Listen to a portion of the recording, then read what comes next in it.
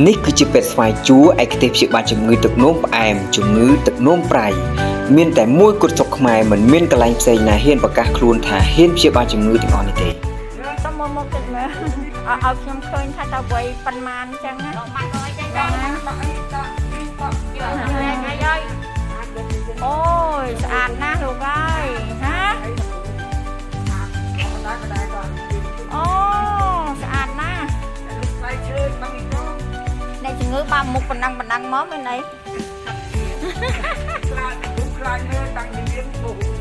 មែនទេត្រូវតែតាំងចិត្តឲ្យខ្លះណានេះជំងឺទឹកនោមផ្អែម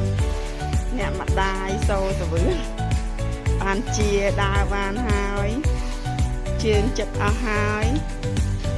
នេះគាត់មើលជើងគាត់នេះជាអស់ហើយដើរបានហើយនេះមើលបាត់ជើងគាត់ដើរខ្លួនឯងបានបាច់កាន់ឈើច្រត់ទេគាត់ដើរតិចអត់អត់ទាន់ឲ្យដើរខ្លាំងទេមានទីតាំងច្បាស់លាស់មានអគារពេទ្យផ្ទាល់ខ្លួនព្យាបាលដោយប្រើប្រាស់ឱសថបុរាណខ្មែរធម្មជាតិ 100%